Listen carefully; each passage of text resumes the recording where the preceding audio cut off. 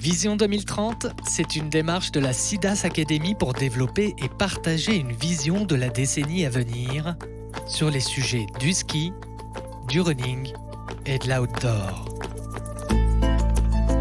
Rencontrer et interroger tous ceux qui sont les acteurs du monde de demain pour partager leur vision à 10 ans et en faire bénéficier tout l'écosystème du sport et de la montagne.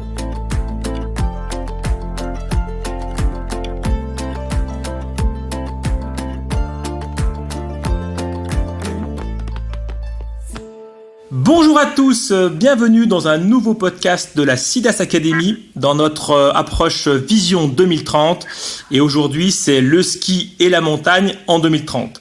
J'ai le bonheur d'avoir avec moi aujourd'hui Yves Dimier. Bonjour Yves. Bonjour François. Donc Yves Dimier, on a plusieurs manières de le présenter, j'ai un grand bonheur de l'avoir avec nous. On va parler un petit peu de ton approche athlète de haut niveau, c'était il y a un petit moment mais c'est bon à savoir quand on parle de ski que les gens l'ont vraiment vécu de près. Ensuite, responsable du ski alpin à Sochi et actuellement directeur du domaine skiable de Valseny et président de la commission communication et économie de DSF. Donc Yves, merci beaucoup d'être avec nous aujourd'hui et on va attaquer directement dans le vif du sujet. À ton avis, comment vois-tu la demande du consommateur en 2030 pour le ski et la montagne ? Alors, c'est un sujet d'actualité, n'est-ce pas ? 2030, c'est à la fois loin, mais également proche. On voit qu'après les problématiques que nous avons vécues avec la pandémie, on sent une grosse appétence pour le ski de la part de nos clients. On est tout à fait aussi dans l'air du temps et en phase avec les problématiques de réchauffement climatique, d'obligation de réduire nos gaz à effet de serre. Donc on peut imaginer, et on se prépare pour cela, qu'en 2030, on ait des clients qui soient toujours mordus de ski, et là j'ai aucun doute par rapport à ça, mais qui soient aussi qui seront aussi très attentifs à d'autres loisirs qui font partie de ce qu'on appelle un petit peu les loisirs doux, plutôt contemplatifs. Et donc on s'organise pour que à la fois proposer du ski, mais en parallèle du ski d'autres choses, d'autres loisirs pour que nos clients aient de belles expériences en montagne. Et est-ce que tu crois, avec la pandémie et le télétravail qui s'est mis en place, est-ce que tu crois demain, est-ce qu'il est possible que certains urbains viennent directement habiter à la montagne avec les possibilités maintenant du télétravail ? C'est probable. Après, on espère tous quand même que certains ont pris l'habitude du télétravail, mais globalement, on s'en rend compte dans toutes les entreprises. Le télétravail a des avantages, bien entendu, mais il a aussi ses limites. Le contact humain entre collaborateurs est quand même important. Donc de là à dire que les personnes vont migrer vers la montagne parce que le climat est plus favorable et parce qu'on peut travailler depuis la montagne, depuis la maison, je n'en suis pas persuadé. D'accord. Et est-ce que tu penses que ceux qui ont un appartement, que ce soit à Valseny, à Megève ou ailleurs, est-ce que tu penses que demain, avec le réchauffement climatique, avec cette montée en puissance, comme tu l'as exprimé, des besoins de sport doux ou d'activités douces, c'est ce qui viendront plus souvent ? Oui, ça je le pense sincèrement.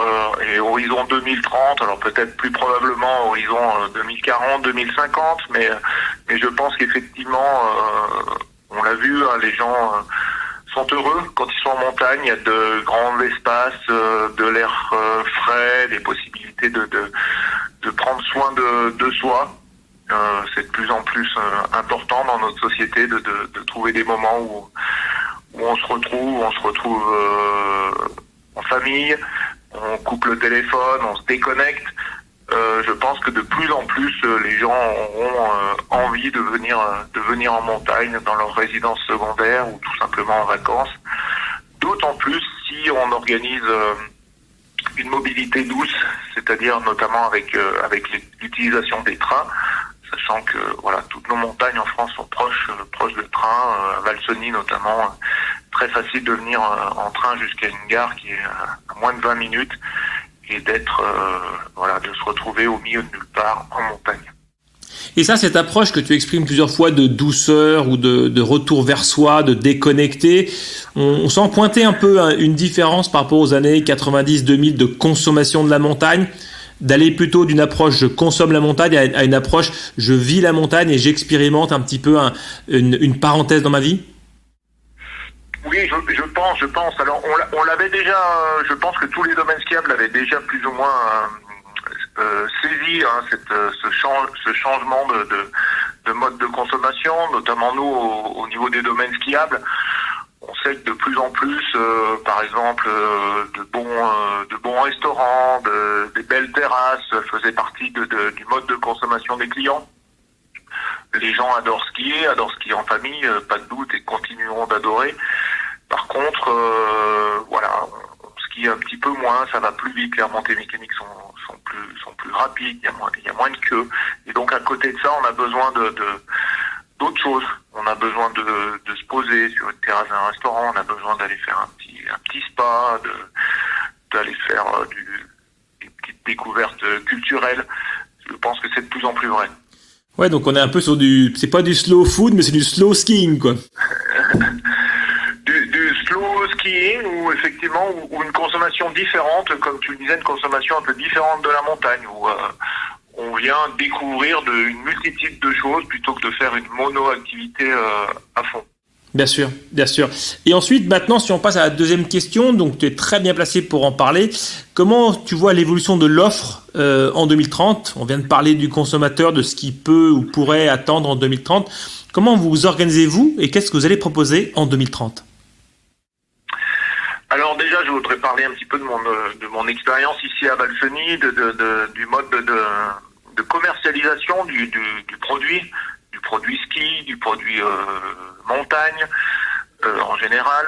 On a mis en place la vente de forfaits de ski en tarification dynamique et clairement on s'adapte au mode de consommation des humains, puisque tout le monde est habitué à commander sur Internet.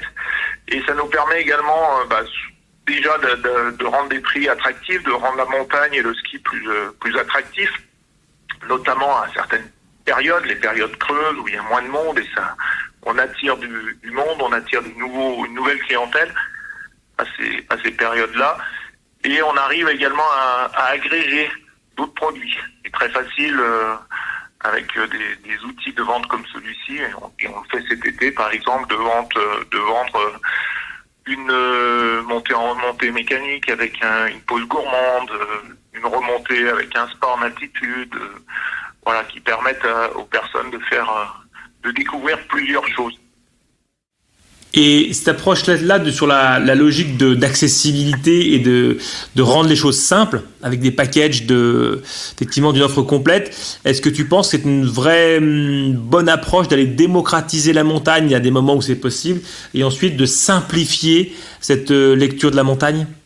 Oui, c'est certain. Je suis convaincu que c'est une vraie bonne approche. Il faut rendre l'accès à la montagne simple, même s'il y aura toujours des aficionados de haute montagne. Et là, on s'adresse, à mon sens, à une niche. Mais pour le plus grand nombre, il faut effectivement rendre la montagne plus accessible. Il faut proposer aux gens des accès simplifiés à certains endroits où ils vont pouvoir faire des randonnées faciles en famille, trouver un restaurant pour s'arrêter, profiter du bon temps, profiter du paysage, qui est notre atout premier. Ensuite, il est certain que la montagne a des atouts, c'est clair. Maintenant, c'est pas toujours très simple de venir en montagne, notamment l'hiver. On le sait, il faut qu'on simplifie un petit peu le parcours client, qui est souvent un petit peu complexe, d'aller récupérer son appartement, récupérer son matériel, récupérer son forfait, et petit à petit, on arrive à simplifier ça, notamment par rapport à la digitalisation de la commercialisation des produits. Et là, on se retrouve, toi, tu as pas mal voyagé aussi, donc, notamment sur le circuit de la Coupe du Monde, et tu as sûrement vu qu'en Autriche, c'est déjà des choses qui sont déjà très bien ancrées dans le fonctionnement des stations autrichiennes, par exemple. Oui, il y a bien entendu en Autriche, mais après on connaît aussi les modèles de stations intégrées avec un seul propriétaire, notamment aux États-Unis, avec l'avantage de pouvoir prendre des décisions, de faire des packages, d'agréger toutes les offres de manière très très simple. Après, on sait que chez nous, où on est tous chacun un petit peu garant de notre activité, ça a aussi du bon puisqu'on crée une certaine concurrence, émulation entre tous, qui fait qu'on se tire vers le haut.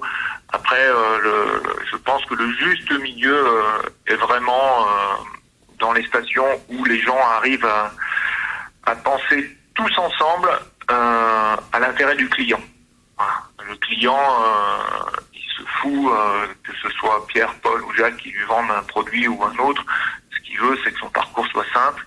Et quand les acteurs d'une station de la montagne se regroupent pour proposer des belles offres packagées, selon moi, c'est l'avenir. À nos clients, c'est quand même ce qu'il y a de mieux.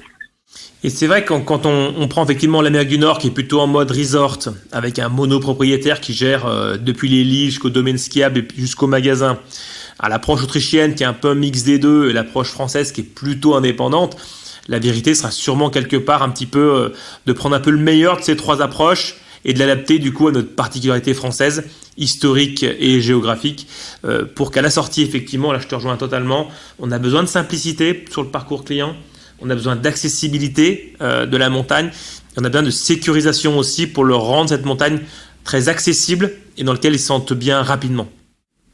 Oui, c'est tout à fait ça. C'est tout à fait ça. Alors on voit, il y a je pense moi que les stations françaises qui fonctionnent le mieux, c'est clairement les stations dans lesquelles ou au sein desquelles les acteurs principaux arrivent à se parler régulièrement, arrivent à penser et à réfléchir au bien du client régulièrement et du coup à mettre en place une offre qui est avant tout pour le client. Et je pense clairement qu'on y va de plus en plus. On est dans un monde concurrentiel, on sait que le marché du ski est plutôt mature. Après, on a d'autres atouts en montagne que le ski, qui sont complémentaires au ski, puisque le ski reste quand même l'atout majeur. La neige, le ski, la glisse reste l'atout majeur. Et du coup, autour de tout ça, les acteurs de la montagne doivent effectivement se fédérer pour réfléchir à améliorer l'offre client et améliorer le parcours client également. Et comment tu vois là, en 2030, on va zoomer un peu plus sur l'été. Donc moi je suis de Megève, toi t'es de Maurienne, chacun son problème. Mais comment tu vois l'approche pour arriver à sortir d'un peu de cette difficulté qu'a la montagne en général, et je parle d'un niveau mondial, à ne pas être sous activité l'été, mis à part on va dire mi-juillet, mi-août, qui reste un mois assez fort, mais le reste du temps c'est assez vide. Quelles sont ta vision en 2030 ? Est-ce qu'on arrivera à développer la montagne l'été ? Alors, comment dire, on est actuellement dans une période un petit peu perturbée au niveau climatique, avec des températures qui sont assez fraîches, des chutes de neige en altitude. Donc, je pense qu'il faut quand même être réaliste. On a du potentiel, on peut faire venir plus de monde en montagne l'été élargi, je dirais 15 juin, 15 septembre. Ouais. Après voilà, comme partout, je veux dire, à un moment, les gens, quand ils ont la possibilité de choisir entre aller à coup sûr voir le soleil, la chaleur à certaines périodes et venir en montagne alors qu'il fait beau, c'est en général la période 15 juillet, 15 août. Les gens choisissent quand même le confort. Voilà. Être en montagne, il faut être réaliste. Être en montagne quand il fait gris, il y a du brouillard, il neige en altitude, c'est pas très sympa. Mais voilà, malgré tout, on a plein de choses. On est capable aussi en montagne de proposer des alternatives quand il fait mauvais temps, du culturel, du local. Voilà, on a tous dans nos montagnes des vies de village, des gens qui vivent là à l'année, des gens qui produisent à l'année, les agriculteurs par exemple. Et c'est des choses qui intéressent aussi nos hôtes, que de découvrir aussi d'autres choses que leur quotidien, notamment en ville. Et ça, je pense qu'en 2030, ce sera encore plus un atout. Oui, l'authenticité, le côté diversité d'activités, et je pense aussi que le réchauffement climatique fera qu'à un moment donné, les étés en bord de plage ou les étés en ville vont devenir de plus en plus durs à vivre d'un point de vue humidité et chaleur.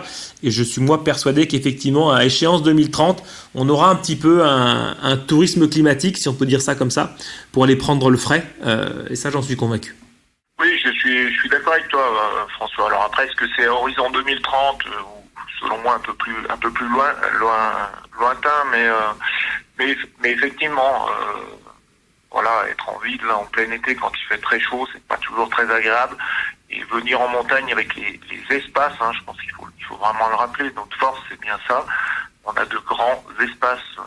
Voilà, quand on parle de pandémie, de distanciation sociale, rien de mieux finalement que de venir en montagne et de se retrouver un peu seul au monde parce qu'il y a de la place. Et même quand on est au plus fort de la saison, en général, chez nous, on trouve toujours des endroits et des espaces où on a l'impression d'être tout seul, au grand air et au frais, comme tu disais. Ouais, je pense que c'est fondamentalement on va dire, effectivement, peut-être pas 2030, mais 2040, 2050, les tendances de fond, de se retrouver, de se ressourcer, de prendre le frais, de partager ça avec une petite tribu. Je suis persuadé que la montagne a une approche claire à offrir. Par contre, du coup, ma troisième question, c'est l'alignement des acteurs. C'est de se dire effectivement, entre une approche américaine resort et une approche européenne ou française beaucoup plus indépendante, qu'est-ce que tu peux me dire sur cette notion d'alignement entre tous les acteurs? Donc, on en a parlé un petit peu tout à l'heure. L'idée, c'est également d'arriver à faire communiquer ces gens de manière régulière. C'est ça que tu as exprimé? Oui, je pense qu'il n'y a pas de doute de se retrouver régulièrement autour de la table, d'échanger sur les problématiques des uns, sur des autres, sur l'attente du client, c'est fondamental. Donc il faut qu'il y ait une gouvernance qui s'installe par station, et ça c'est très très important, qu'elle soit initiée par la mairie ou qu'elle soit initiée par l'office du tourisme. Il faut que les acteurs des stations, de l'écosystème des stations se réunissent. Un peu contraint, même très contraint, je dirais.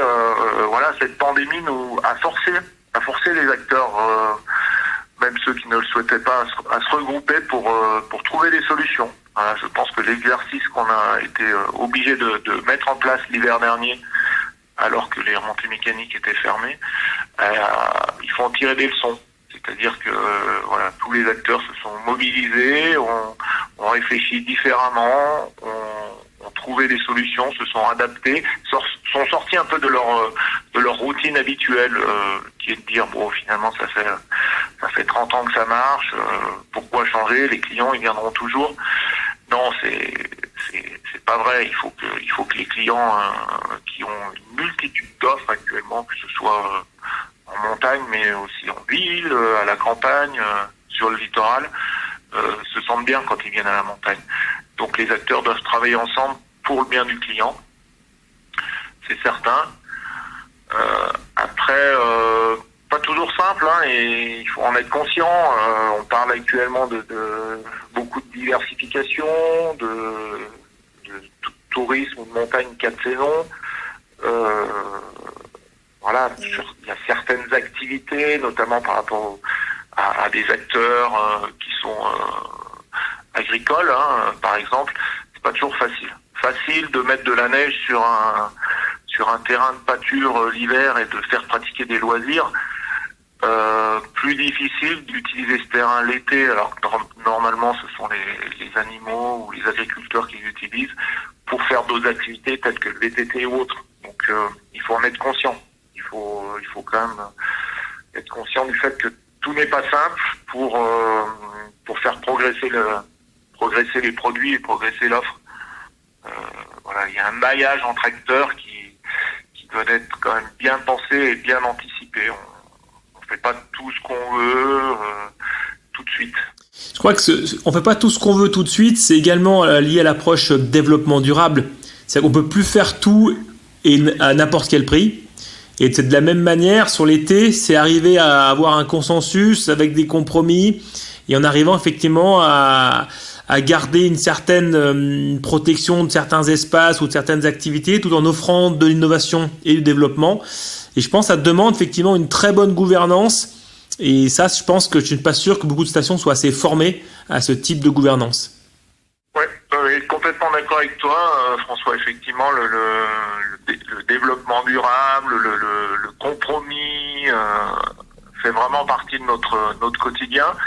Et la gouvernance, on en a beaucoup parlé, c'est quand même la clé parce qu'il faut des échanges entre les acteurs pour trouver les meilleurs compromis, pour convaincre aussi les gens que l'attente des clients est quand même importante, que ce soit en termes d'aménagement, parce que les clients aiment bien avoir quand même des choses qui soient bien aménagées, qualitatives, et tout en, comme tu le disais, tout en préservant l'environnement, avoir une notion de développement durable, c'est-à-dire on n'aménage pas à tout prix, on ne fait pas n'importe quoi. Les clients d'ailleurs sont les premiers à nous le rappeler, quand on a des doutes pour faire de gros aménagements ou des aménagements moyens, on se met à la place du client. Ici à Valseny, on a fait plusieurs fois l'exercice, et puis on arrive souvent à ce que tu appelais un compromis, quelque chose qui est à la fois bien aménagé, sympa pour le client, mais tout à fait respectueux de notre planète. Et je crois que c'est ça un petit peu la maturité de la montagne, c'est d'arriver à un moment donné à arriver justement à répondre à une demande, mais en faisant d'une manière respectueuse des hommes et des femmes qui y vivent toute l'année et de la planète. Et je pense que ce travail-là, il est extrêmement enrichissant d'un point de vue humain, parce qu'il demande de prendre suffisamment de recul avec sa propre perception de la réalité, l'adapter à une autre réalité. Et je suis convaincu que le travail que tu fais à Valseny et la manière dont tu l'exprimes, que cette réflexion est déjà bien engagée. Oui, bien engagé. Alors c'est pas toujours très simple. J'aime bien faire une petite allusion certaines fois au temps que je dois passer à aller discuter avec les acteurs locaux, les propriétaires fonciers, à boire des bons petits génépis. Ils sont bons les génépis, mais bon, des fois j'ai beaucoup de travail au bureau et d'aller boire des génépis avec 50 propriétaires fonciers, c'est pas toujours ce qui me passionne le plus. Mais ça reste quand même, comme tu dis, ça reste quand même proche de nos valeurs humaines en montagne. Il y a des gens qui ont des expériences, il y a des gens qui habitent là depuis des années, il y a des gens qui sont propriétaires fonciers, qui sont pas forcément pour le tourisme, mais malgré tout, on arrive à avoir des discussions constructives avec eux et trouver des bons compromis pour que on garde à la fois cette authenticité dont tu parlais, qui caractérise la montagne et qui plaît, et faire des aménagements qui sont attractifs pour nos clients. Ouais, c'est ce juste équilibre entre authenticité et modernité, cette juste balance de racines et en même temps les ailes pour que les gens puissent en profiter. On est vraiment dans de l'équilibre. Et je crois que c'est ça le fil rouge de tout, c'est garder un équilibre tout en se développant et en s'adaptant à un monde qui change tous les jours. C'est effectivement ça, et je dirais que le monde change très très très rapidement actuellement. On sait qu'on est un petit peu guidé, certaines fois même gouverné par les réseaux sociaux. Et alors il faut à la fois prendre du recul, pas surréagir à certaines choses, mais à la fois être à l'écoute permanente de ce qui se passe, de comment avance le monde, quelles sont les attentes de nos clients, afin de pouvoir agir, pour ne pas dire réagir au plus vite. Exactement. Écoute, déjà merci beaucoup pour toutes ces réponses. La dernière dans ce podcast, c'est toujours la même. Je vais te demander à toi, Yves Dimier, quel est ton rêve pour 2030 ? Mon rêve pour 2030, c'est que quand on parle de développement durable, il y a cette notion sociale ce terme-là, c'est que nous puissions conserver nos emplois en montagne, qu'il y ait toujours une activité aussi forte, notamment par rapport au tourisme, mais tout ce qui va autour, puisque l'agriculture aussi dépend du tourisme, l'artisanat dépend du tourisme, en général dans nos montagnes. Donc c'est qu'on arrive à trouver cet équilibre entre développement durable, avec cette partie sociale, cette partie préservation de la nature, et ce tourisme qui, certaines fois, on le sait, est un petit peu décrié, parce que notamment le tourisme de masse n'est pas très accepté. Mais je pense, et on en est un très bon exemple en montagne, qu'on arriverait sur la période de l'hiver, sur la période de l'été, ou même sur toute l'année, on arriverait à étaler un petit peu plus la consommation et l'accueil de nos clients, pour qu'on ait moins de périodes où il y a beaucoup de monde, où ça peut être un petit peu mal perçu. On sait que voilà, en lissant un petit peu l'accueil de nos clients, le nombre de clients par période, ce serait l'idéal. Ce serait l'idéal. On le voit l'hiver, on a des périodes creuses, janvier, mars, avril. Si on pouvait équilibrer tout l'hiver, ce serait l'idéal pour les acteurs de la montagne et l'idéal pour les consommateurs. Ouais, c'est un peu la fin des bronzés fonds du ski. Dans l'idée, c'est d'arriver à sortir d'une montagne qui est hypertrophiée sur février ou sur Noël, et pour arriver à la faire vivre toute l'année. Ça, c'est ton rêve professionnel. Mais ton rêve personnel, c'est quoi pour 2030 ? Mon rêve personnel pour 2030, c'est d'arriver à... Alors je sais que ça va être difficile, mais d'arriver à trouver un équilibre entre beaucoup de travail, puisqu'on est tous... on a des périodes où on travaille énormément, on fait énormément d'heures de travail par jour, et se garder du temps pour profiter de la montagne. Voilà, j'avoue que j'ai passé un hiver grâce ou à cause de la pandémie où je n'avais jamais autant pratiqué les sports d'hiver, et ski de fond, ski de randonnée, VTT sur neige, et j'avoue que j'ai adoré.